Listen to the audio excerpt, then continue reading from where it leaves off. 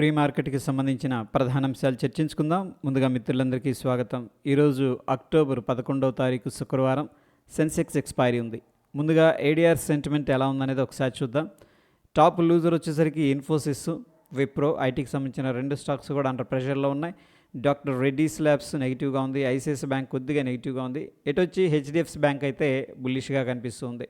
So ADRs నుంచి కొంచెం negative sentiment కనిపిస్తుంది ప్రస్తుతానికి.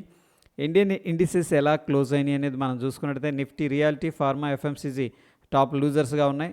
అక్కడ నుంచి పిఎస్యూ బ్యాంక్స్ దాకా కొద్దిగా నెగిటివ్గా క్లోజ్ అవగా bank, Nifty and financial services, metals, ఎనర్జీలో కొంత రికవరీ అనేది కనిపించింది. ముఖ్యంగా బ్యాంక్ నిఫ్టీ టాప్ గెయినర్గా ఉంది. ఎనీహౌ ఫ్రెండ్స్, ఇక్కడ మనం చూసుకున్నట్టయితే ఇండియన్ ఇండిసెస్ మిక్స్డ్గా క్లోజ్ అయినాయి అని చెప్పేసి చెప్పుకోవచ్చు. ఇక గ్లోబల్గా సెంటిమెంట్ ఎలా ఉందనేది మనం చూసుకున్నట్టయితే సౌత్ కొరియా నెగిటివ్గా కనిపిస్తుంది. London, Europe and German. ముఖ్యంగా ఏంటంటే యూఎస్ 500 నెగిటివ్గా ఉంది. S&P 500 విక్స్ అయితే కొద్దిగా కూల్ ఆఫ్ అయింది. Dow Jones industrial average future కూడా ప్రస్తుతానికి నెగిటివ్గా అయితే ట్రేడ్ అవుతుంది. ఇక మనం చూసుకున్నట్టయితే చైనా షేర్స్ కానీ, హాంగ్సెంగ్ అండ్ రష్యా అప్డేట్ అయింది. ఓకే. సో ఇవన్నీ కూడా కొద్దిగా బుల్లిష్గా ఉన్నాయి. మొత్తం మీద గ్లోబల్గా అంత బుల్లిష్ సెంటిమెంట్ అయితే మనకి పెద్దగా కనిపించట్లేదు. ముఖ్యంగా యుఎస్ మార్కెట్స్ కొంత ప్రెషర్లో ఉన్నట్టు తెలుస్తూ ఉంది. ఇక ఎకనామిక్ క్యాలెండర్ అనేది చూసుకున్నట్టయితే నిన్నటి రోజున యుఎస్కి సంబంధించిన డేటా అనేది రావడం జరిగింది. కోర్ సిపిఐ డేటా అనేది చూడండి, ఇక్కడ ఎక్స్పెక్ట్ చేసిందేమో 0.2%. ఫ్రెండ్స్, ఇది వచ్చేసరికి సిపిఐ ఇన్ఫ్లేషన్ అనమాట. మనం చెప్పుకున్నాం కదా CPI data and core CPI data. Core CPI డేటాలో ఫుడ్ అండ్ ఎనర్జీని ఎక్స్క్లూడ్ చేస్తారు, మిగతా వస్తువుల్ని కన్సిడర్ చేస్తారు. బట్ ఇక్కడ క్వశ్చన్ రావచ్చు మనకి, ఇదేంటి ఇన్ఫ్లేషన్ ఎక్కువైంది కదా ప్రీవియస్గా ఫోర్కాస్ట్ చేస్తే అంటే. ఈ ఇన్ఫ్లేషన్ అనేది ఫ్రెండ్స్ డబుల్ సైడ్ స్వాడ్ అని చెప్పేసి చెప్పుకోవచ్చు. అసలు ఇన్ఫ్లేషన్ కంప్లీట్గా తగ్గిపోయిందంటే కూడా ఎకనామీ యాక్టివిటీ సరిగా లేదు, స్పెండింగ్ లేదు, అట్లా అది తీసుకుంటారు. ప్రస్తుతం ఏంటంటే ఇది పాజిటివే, ఎక్స్పెక్ట్ చేసిన దానికంటే కొద్దిగా ఎక్కువగా ఉంది. అండ్ ఇక్కడ సిపిఐ డేటా ఇదేమో మంత్ ఆన్ మంత్ది, ఇది వచ్చేసరికి CPI data year on year data అనమాట. ఇది కూడా పాజిటివ్గా రావడం జరిగింది. సో ఎనీహౌ మనం చూసుకున్నట్టయితే జాబ్లెస్ క్లెయిమ్స్ అంటే నిరుద్యోగ సమస్య అయితే మాత్రం పెరిగింది. ఇక్కడ ప్రీవియస్గా 225K ఉండేది, 231Kకి ఎక్స్పెక్ట్ చేశారు, కానీ ఎక్స్పెక్ట్ చేసిన దాన్ని మించి హ్యూజ్గా రావడం అనేది జరిగింది. 30 years ట్రెజరీ బాండ్స్ యొక్క కూపన్ రేట్ వచ్చేసరికి 4.389%, ప్రీవియస్గా 4.015% అనేది ఉండేది, ఇంక్రీజ్ అయింది ఇక్కడ. ఓకే. సో ఇక మనకి ఈరోజు విషయానికి వస్తే జీడిపి డేటా అనేది రావడం జరుగుతుంది. యూఎస్కి సంబంధించింది మంత్ ఆన్ మంత్ది. ఇది వెరీ ఇంపార్టెంట్ డేటా అని చెప్పేసి చెప్పుకోవచ్చు. దాని తర్వాత పీపీఐ డేటా కూడా రావడం అనేది జరుగుతుంది, ప్రొడ్యూసర్స్ ప్రైస్ ఇండెక్స్ డేటా. ఇది వచ్చేసరికి ఇన్ఫ్లేషన్ ఏది మ్యానుఫ్యాక్చరింగ్ కంపెనీకి సంబంధించిన డేటా అనమాట. ఇది కూడా వెరీ ఇంపార్టెంట్ అని చెప్పేసి చెప్పుకోవచ్చు. ఇక రిజల్ట్స్ ఫ్యూచర్ అండ్ ఆప్షన్స్లో మనం చూసుకుంటే ఏ ఒక్క స్టాక్ కూడా రిజల్ట్స్ అయితే ఇవ్వట్లేదు. అండ్ స్టాక్స్ అయితే బ్యాన్ లిస్ట్లోకి వెళ్ళినాయి ఫ్రెండ్స్. దాంట్లో మనం చూసుకున్నట్టయితే Chambal fertilizer, GNFC, granules, Punjab national bank, SAIL, RBL bank, Hindu copper, Manappuram, IDFC first bank, Bandhan bank, Tata chemicals, Birla soft. So ఎక్కువ బ్యాంకులు అనేది కనిపిస్తున్నాయి ఇక్కడ. IEX, national aluminium probably ban లిస్ట్లోకి వెళ్ళే అవకాశం ఉంది. వీటిలో మనం ఫీచర్స్ అండ్ ఆప్షన్స్ ట్రేడ్ చేయడం, క్యాష్ మార్కెట్ ట్రేడ్ చేసుకోవచ్చు, ఇన్వెస్ట్ చేసుకోవచ్చు. నిఫ్టీ హీట్ మ్యాప్ అనేది మనం అబ్జర్వ్ చేసుకున్నట్టయితే కొటాక్ బ్యాంక్ టాప్ గెయినర్గా ఉంది. దాని తర్వాత యాక్సిస్ బ్యాంక్ అని, JSW steel, BEL, Adani enterprises, Adani ports గ్రీన్లో ఉండగా Cipla, Trent, tech Mahindra, sun ఫార్మాకి సంబంధించిన స్టాక్స్ అండర్ ప్రెషర్లో ఉన్నాయి, ప్రాఫిట్ బుకింగ్లో ఉన్నాయని చెప్పేసి చెప్పుకోవచ్చు. సిగ్నిఫికెంట్ లాంగ్ బిల్డప్ జరుగుతున్న కొన్ని స్టాక్స్ మదర్సన్ సుమి, ఎన్టీపీసీ. సిగ్నిఫికెంట్గా షార్ట్ కవరింగ్ జరుగుతున్న stocks Kotak Mahindra bank, Laurus lab, REC limited. సిగ్నిఫికెంట్గా షార్ట్ బిల్డప్ జరుగుతున్న stocks Ambuja cement, sun TV, Mphasis, Wipro, Britannia. Significant long unwinding జరుగుతున్న వాటిలో లుపిన్ అనేది కనిపిస్తూ ఉన్నాయి. ఇక టోటల్గా పార్టిసిపెంట్స్ ఏ విధంగా ఉన్నారనేది మనం చూసుకున్నట్టయితే ఓపెన్ ఇంట్రెస్ట్ ప్రకారం లాంగ్ సైడ్ ఏమో 43%, షార్ట్ సైడ్ 49% అనేది కనిపిస్తుంది. సిగ్నిఫికెంట్ షార్ట్ 4.47%, సిగ్నిఫికెంట్ లాంగ్ 2.79% అనేది కనిపిస్తూ ఉంది. ఇక పార్టిసిపెంట్ వైజ్ డేటా అనేది మనం చూసుకున్నట్టయితే ఎఫ్ఐఎస్ అయితే ప్రస్తుతానికి అన్నిట్లో కూడా నెగిటివ్గా ఉన్నారు. ఏంటంటే షార్ట్ ఉన్నారు. ప్రొపరైటరీ అన్నిట్లో బుల్లిష్గా ఉన్నారు. క్లయింట్ అన్నిట్లో బుల్లిష్గా ఉన్నారు.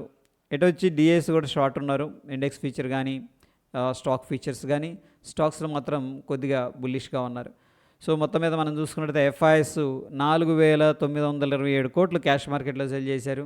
డిఐఎస్ 3,878 కోట్లు క్యాష్ మార్కెట్లో బై చేశారు. ఎఫ్ఐఎస్ ఏమో సెల్ చేస్తున్నారు, డిఐఎస్ ఏమో బై చేస్తున్నారు. ఇకపోతే ఫ్రెండ్స్ ఇంపార్టెంట్ లెవెల్స్ అనేది మనం చూసుకున్నట్టయితే నిన్నటి రోజున పివోట్ని రిజెక్ట్ చేసి పైకి వెళ్ళింది. మళ్ళీ దాని తర్వాత ప్రీవియస్గా రెసిస్టెన్స్ దగ్గర ఏదైతే ఉందో అంటే 150 120 లెవెల్లో స్ట్రగుల్ అయింది నిఫ్టీ. మళ్ళీ కిందకు వచ్చి ఒక బేస్ అయితే క్రియేట్ అయింది. ప్రస్తుతానికి 25,000 దగ్గర హోవర్ అయితే అవుతూ ఉంది. ఎనీహౌ మనకున్న ఇంపార్టెంట్ లెవెల్స్ వచ్చేసరికి 25,161, దాని తర్వాత 24,875 అనేది ఇమీడియట్ సపోర్ట్. ఆ సపోర్ట్ బ్రేక్అవుట్ అయితే 24,768 అనేది మనకున్న సపోర్ట్ అని చెప్పేసి చెప్పుకోవచ్చు. ఇక బ్యాంక్ నిఫ్టీ విషయానికి వస్తే నిన్న బ్యాంక్ నిఫ్టీ స్ట్రాంగ్గా ఉంది. అండ్ ప్రస్తుతానికి మనం వాచ్ చేయాల్సింది 52,009. దాని తర్వాత స్ట్రాంగ్ సపోర్ట్ వచ్చేసరికి 50,704. దాని తర్వాత 51,205 అనేది మనకున్న సపోర్ట్ అనమాట. ఇక సెన్సెక్స్ ఎక్స్పైరీ ఉంది ఈరోజు శుక్రవారం వీకెండ్.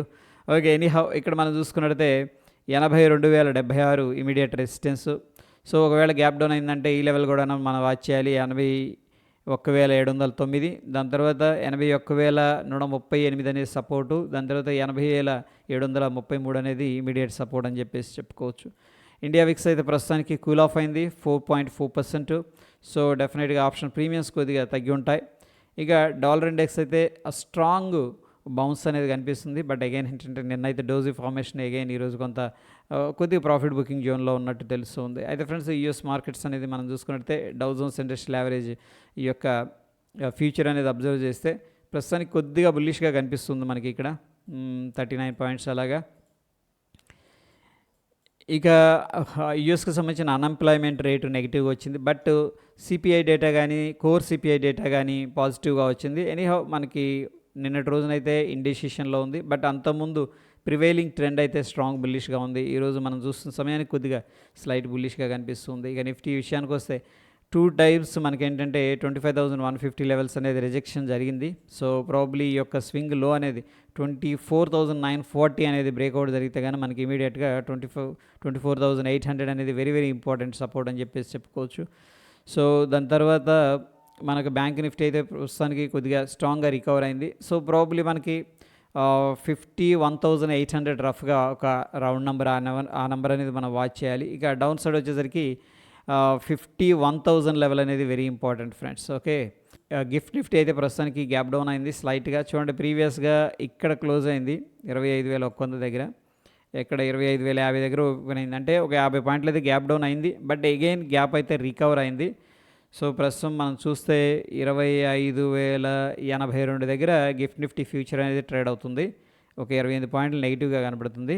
దాని తర్వాత నిఫ్టీ ఫ్యూచర్ అనేది మనం చూసుకున్నట్టయితే 25,117 దగ్గర, అంటే 118 దగ్గర అయితే క్లోజ్ అయింది, 120 అనుకోవచ్చు.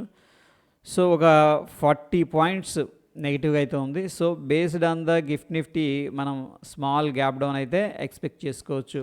ఓ 20 పాయింట్ నుంచి 50 పాయింట్స్ దాకా పాసిబిలిటీ అయితే ఉంది friends. Okay, so small gap down అయితే మనం ఎక్స్పెక్ట్ చేసుకోవచ్చు. కొన్ని స్టాక్స్ అయితే మనకి న్యూస్లో ఉన్నాయి, ముఖ్యంగా TCS, IREDA, Krsnaa diagnostics, Oberoi realty, Bandhan bank, Mazagon dock. So ఈ యొక్క ఏదైతే లింక్ ఉందో నేను టెలిగ్రామ్లో అయితే షేర్ చేస్తున్నా, అక్కడ నుంచి ఒకసారి ఈ యొక్క స్టాక్స్ సంబంధించిన ఇన్ఫర్మేషన్ చదవండి. దాని తర్వాత బ్యాంక్ నిఫ్టీ అనేది మనకి సెల్ అనేది సజెస్ట్ చేస్తుంది డైలీ టైం ఫ్రేమ్లో. లోవర్ టైం ఫ్రేమ్లో అయితే మిక్స్డ్గా ఉంది, బుల్లిష్గా కొద్దిగా కనిపిస్తుంది. Nifty 50 as compare to bank Nifty ఏంటంటే చాలా వీక్గా కనిపిస్తుంది. డైలీలో సెల్ అనేది సజెస్ట్ చేస్తుంది, 30 మినిట్స్ 5 మినిట్స్ కానీ అట్లా చూసుకుంటే కూడా సెల్ అనేది సజెస్ట్ చేస్తుంది. ప్రస్తుతం ఉన్న కండిషన్లో యూఎస్కు సంబంధించిన సిపిఐ డేటా అయితే పాజిటివ్గా వచ్చింది. బట్ నిరుద్యోగ సమస్య అయితే కొద్దిగా నెగిటివ్గా ఉంది. ఎనీహౌ యూఎస్ మార్కెట్స్ అయితే స్లైట్ బుల్లిష్గా కనిపిస్తున్నాయి. బట్ గ్లోబల్గా మనకి స్ట్రెంత్ అనేది కనిపించట్లేదు. అట్ ద సేమ్ టైం మన యొక్క ఇండియన్ మార్కెట్స్ స్ట్రక్చర్ కానీ ఈ యొక్క గిఫ్ట్ నిఫ్టీ స్ట్రక్చర్ కానీ చూసుకున్నట్టయితే ప్రస్తుతానికి సెల్ ఆన్ రైజ్ అనేది జరుగుతున్నట్టు తెలుస్తుంది. ఇంకా సెటిల్ అవ్వలేదని చెప్పేసి మార్కెట్ అర్థమవుతుంది. అదేవిధంగా మనం ప్లాన్ చేసుకుంటే మంచి రిజల్ట్స్ రావచ్చు అనేది నా అభిప్రాయం. That is all about post market report friends. మరొక ఇంట్రెస్టింగ్ ఎపిసోడ్తో మళ్ళీ కలుసుకుందాం. Stay tune. ధన్యవాదాలు.